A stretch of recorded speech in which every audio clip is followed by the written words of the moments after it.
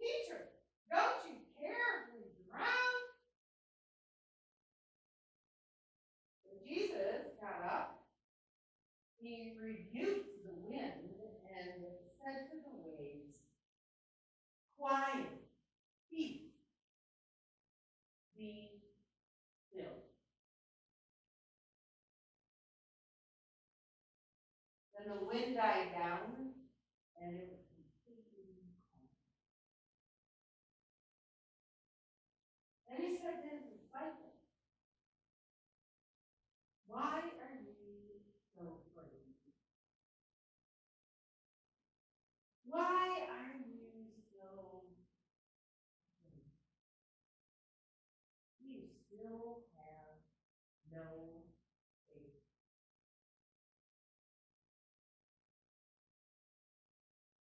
The disciples were terrified, and they asked each other, "Who is this?" The disciples asked each other, "Who is this?" But even the wind and the waves obeyed him.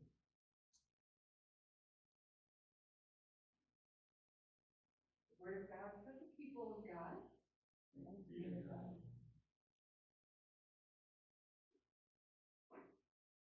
We talk about boats and storms today. And here, I have to tell you a story. Boats, specifically canoes, and water, rivers, and I happy place. My peace place. I started wilderness canoe tripping back in 1999. I began going into the bush of northern Canada. A music friend of mine that I met when I moved to Grand Blanc was originally from Canada, and she was a canoe tripper from way back. That's what they all are sort of raised doing over there, going into the bush, into the wilderness. And I was all in from the first trip. Our trips are all women, no men allowed. We always have a dog with us. Usually, minimum would be 2 women, maximum was 8. So we're usually a group of 4 to 6. Depending on who you can talk to. This was, mind you, before GPS, before satellite. All you had on your map were a couple of cabins that happened to have CB radios. If you got into real trouble, you would paddle on to those places so you could call out for a rescue. It was survival with maps and your wit and your knowledge and the dependence on your group of people that you were with. Yes, there were bears and moose and elk and wolves and lots of beavers and loons and all that, and no, we did not carry any donkeys with us. The average trip out was about 12 days. If you're traveling that far, you stay out for a while. We would paddle about 200 to 300 miles, depending on our trip. Have my right. Sorry about that. You heard all me there, didn't you? You don't want me to start over. No. Thank you. I don't want to start over. So we would cover about 200 to 300 miles in a trip, that length of time, and we'd portage about 35 to 40 miles of that. That means you'd walk each trail 3 times, twice with either carrying your canoe on your shoulders or about a 40, 50 pound pack on your back. It was hardcore. Okay? Loved it. Just love it.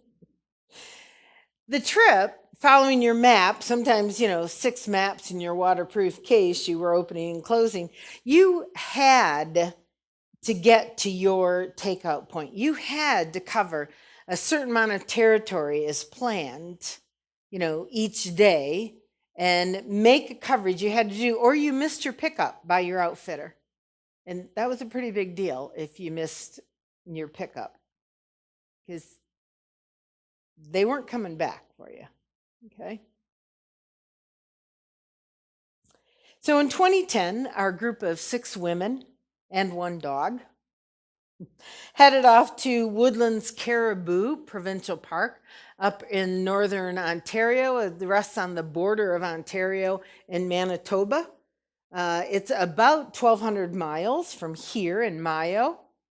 And the park is about 1.1 million acres of canoe park. So these are big. We don't have these in the States.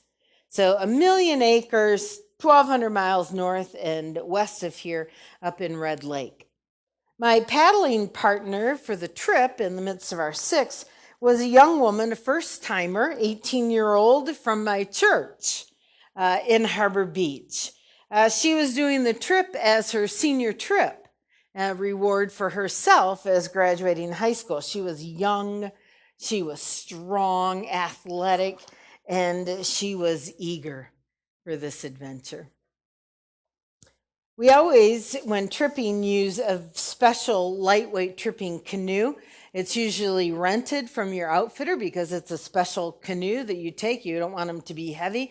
They weigh around 42, 46 pounds. You carry them on your shoulder, balanced, 17 feet long. And they're generally the outfitters. You rent them, inspect them, you sign them out. Promise to bring them back in as good a shape as you can. And you're off in their equipment. It's better than using your own, better than trying to transport it all that distance as well. So we did our inspection. We signed our canoe over, 2 rentals, and Laura brought her own. Our group of 6, which is 3 canoes, we put into the park. We're very excited to be off on our adventure. Woodlands Caribou was farther than we usually go, and we're excited to be in this new park. So it was about the 2nd day in that Missy and I, my paddling partner, noticed a kind of flexing bulge in our canoe, exactly halfway. Our vessel, our lifeline, our sustaining boat beneath us, our mode of transportation that was going to get us to our pickup and our exit, had some serious bulging problems exactly midway in the canoe.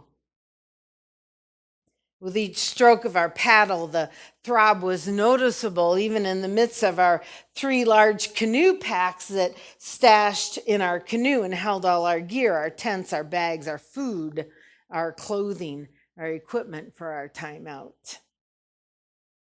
By the 3rd day, Missy and I had braced the canoe as best we could with a whole lot of duct tape, inside and up, trying to give it a kind of, support system, a brace, if you will.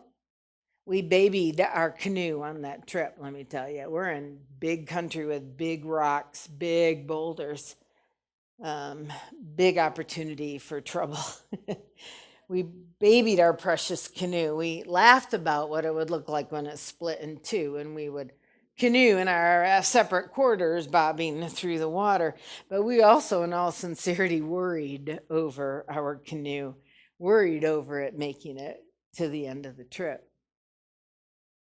About 3 days from the end, so this is about 9 or 10 days into the trip, our group of 3 canoes was traveling across a very large expanse of water. And again, remember, we have to make our time and cover our territory because we have a destination to make.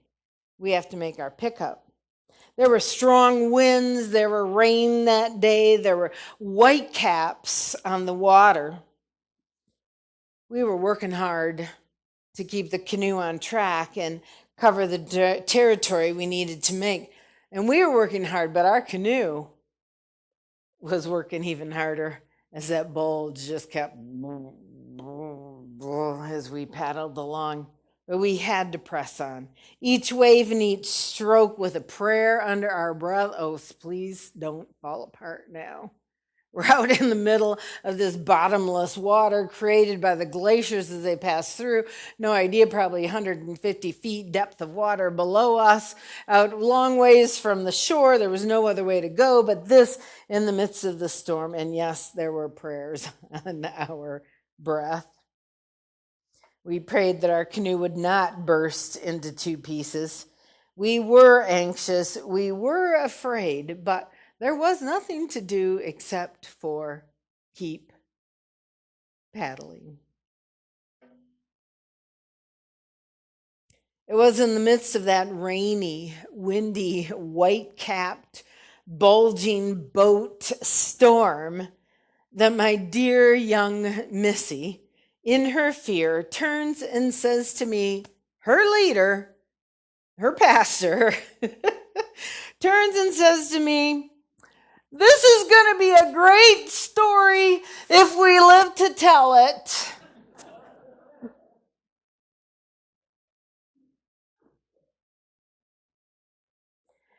Well, needless to say, we did make it. Dennis, we're going to make it. Sarah, we're going to do just fine. So what if we get wet? Okay. We made it. We made it through the trip. The canoe made it too. The duct tape was valuable and did a great job. And the interesting thing was the outfitter, of which we signed these papers of liability over, was not surprised when we pointed out the weak spot.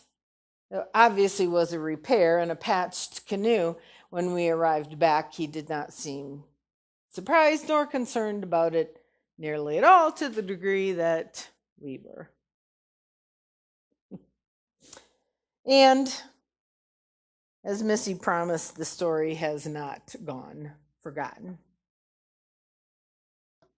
I have the vision of it right here and right here. Because really, truth be told, it could have turned out very differently. The fear is the potential of what could have been, of what could have happened had our boat split in two out in the middle of these deep water, and our gear and our equipment, our survival out in the middle of this vast wilderness. I continued tripping for many years after that. It really was only COVID that has sort of put a bit of a stop on that. My dear Missy headed off to college the following year with a trip of a lifetime under her belt and some great stories to tell of her adventures. Fear. Fear in our text. You heard fear also in the story out of Mark. It used the word the disciples were, you remember? Terrified. Terrified. The disciples were terrified. They didn't have any duct tape. They didn't have any good tarps. It was storming all around them. They were terrified.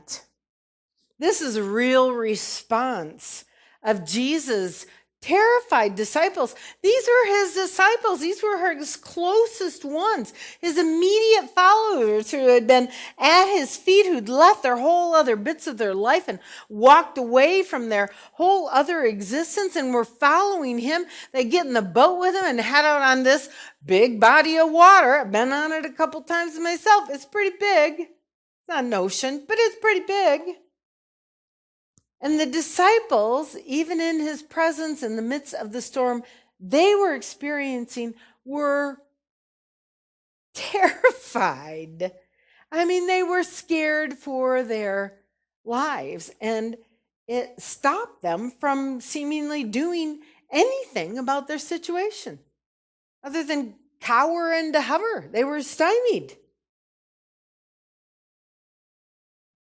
A boat tossed about the sea by a storm, not as small as a canoe, mind you. I mean, they had a dozen people in this boat, big wooden boats back then, big wooden, solid, sturdy fishing boats. But the rain and the wind and the waves, the big water, the shore seeming so far away, it rendered them terrified and immobile. Their fear did that to them. Their fear. Such stories as this can really resonate in our own lives as individuals. When challenges face us, difficulties come before us, uncertainties, unknowns, things that feel like storms that are tossing us about on the sea, and we don't know what's happening, what's going on, and all this is, coming in at us, and we just freeze sometimes. We have to take a step back because we don't know what to do, where to go, how to turn. We're a little stymied. We're terrified. It resonates in our lives as individuals. It resonates as Christ followers. Because sometimes we think just because we have that faith, we're never going to experience these kinds of fears in our lives, but we do still. Yes? Did not the disciples have this experience themselves? Are we really much different from them? They render us that way too. Individuals, as followers, and even as our group congregational life. It's scary when we see the changes within our own midst. The changes of our own life here together. What's our future? Where's it going? What's happening? We're afraid of the wind and the waves that assail us in our fragile vessels. Our lives, our churches, our towns, our nation, our world. We fear the possibilities of what might happen. We fear the unknowns, not sure what it is going to be, good or bad. We get scared in the journey, the process. We don't know what those changes are going to bring.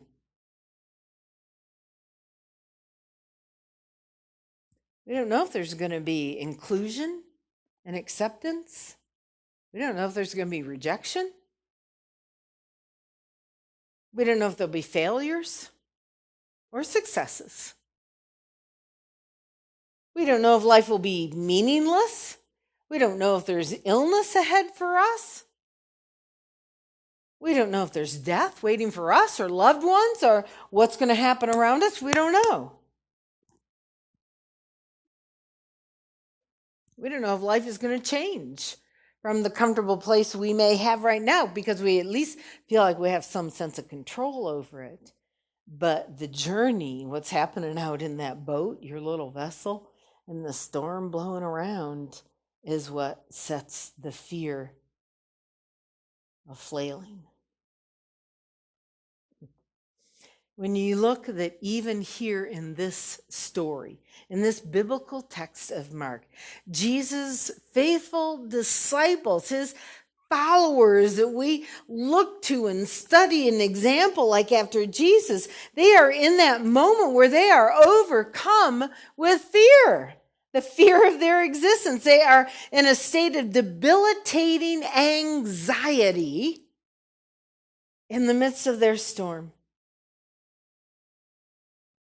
So many good metaphors for us for our living. You can fill in all kinds of blanks and applications here. The sea, the weather, the boat, the loss of culture. But they were in a debilitating place of anxiety, and yet, and this is the kicker, they're out there in the boat in the Sea of Galilee with Jesus, and they are rendered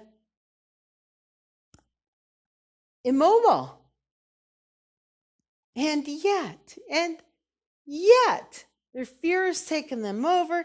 Yet, who is right there in the boat with them? Who's in the boat with them?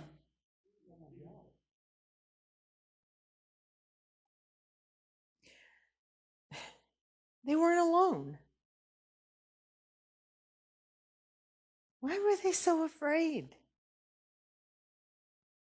They weren't alone. Why do you get so afraid?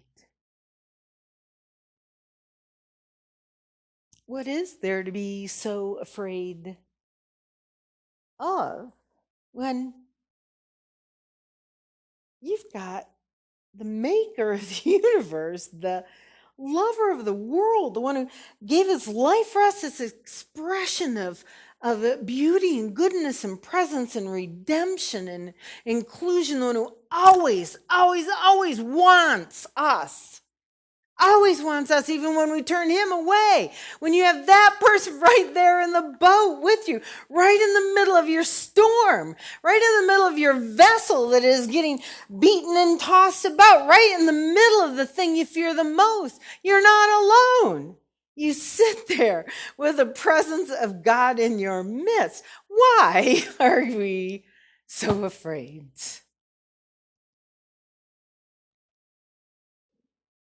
Yet we sit there longing for him to take some kind of action that would calm the storm and calm us. Doesn't happen until we ask. Didn't happen until those disciples asked. You see, fear is confronted in the story and in our life's story, but not by some deeper, super uprising of our own human character and power. And that's where we get a little messed up usually, is that we find ourselves trying to depend on us and our own physical strength or lack of strength. And we're trying to still do it by ourselves because I can. Because I'm tough. Because I'm a wilderness tripping woman. Because I'm a big, strong, tough man. And I don't need the doctors. My infection's okay. My knee will be good.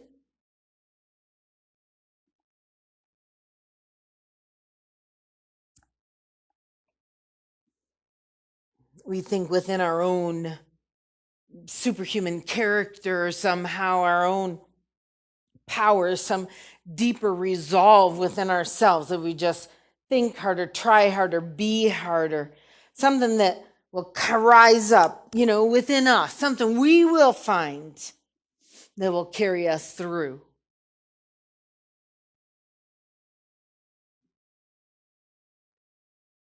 Did you notice that the disciples never did pull themselves together in the story? Jesus said, "Peace, be still." It calmed.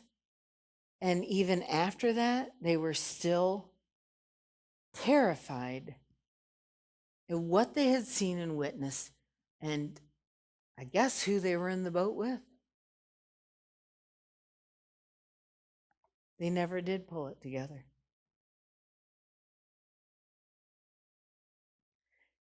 But here in their midst, it was Jesus. It was Jesus who calms both the disciples emotionally, physically.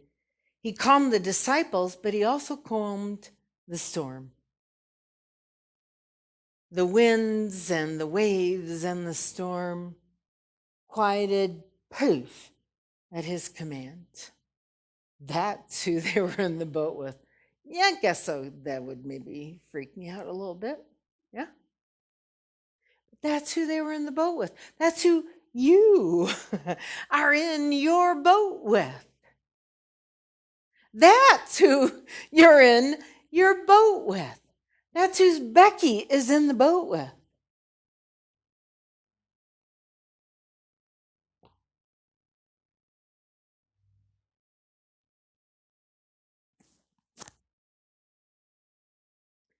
His presence once acknowledged his commands, his spoken words did it all when he said, "Peace." Quit your worrying, quit your fretting, quit your buzzing about in chaos, quit being stifled and controlled and stymied and paralyzed by the fears that are around you, and instead, peace. Peace. Peace means without fear. Peace. Peace. Those are Jesus' words to the storm and to his disciples were peace, be still. Peace without fear. Be still and listen to what God has to say.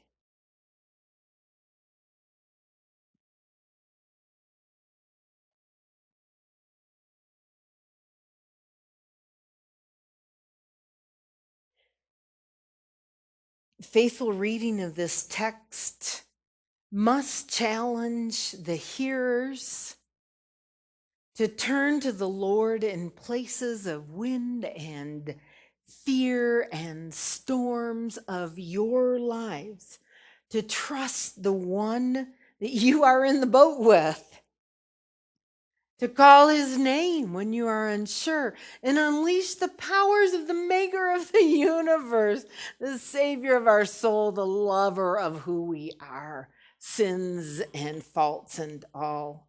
Turn to the one who is more powerful than both the storm on the water and the storms in our lives.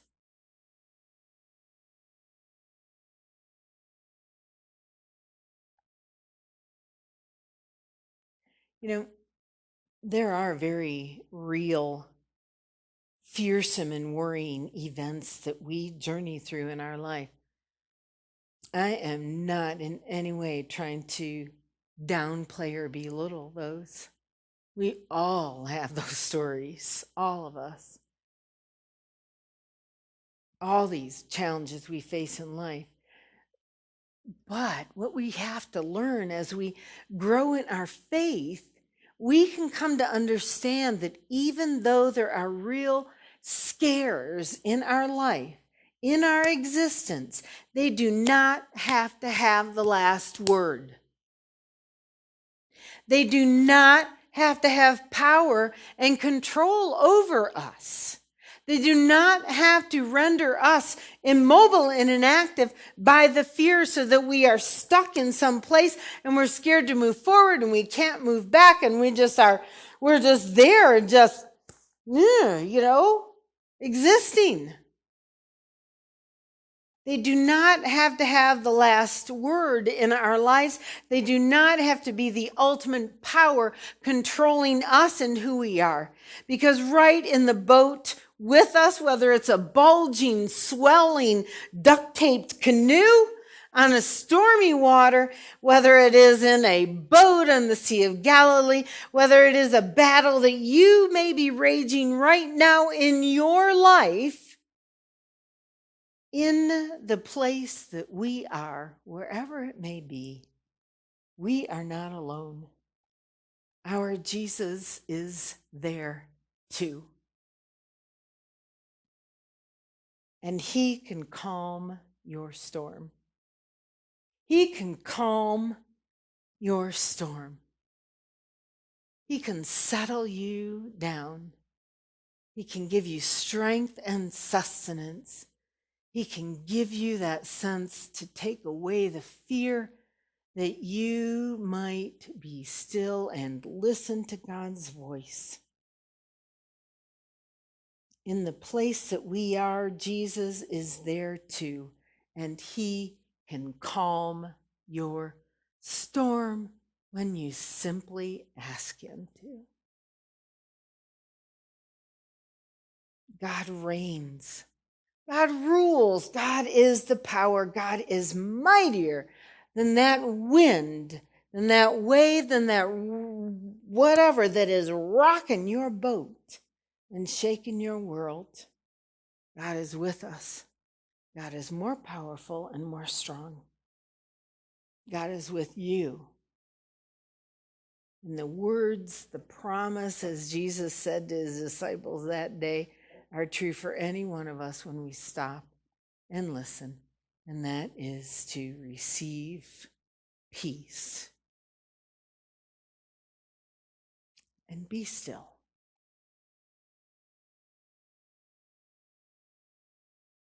Peace, Sue, Paula, Gary. Peace, Roma, Lynn, Dennis. Peace.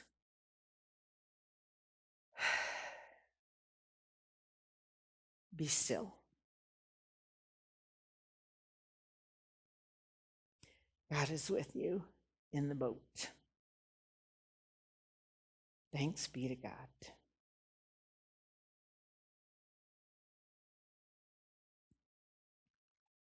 Amen.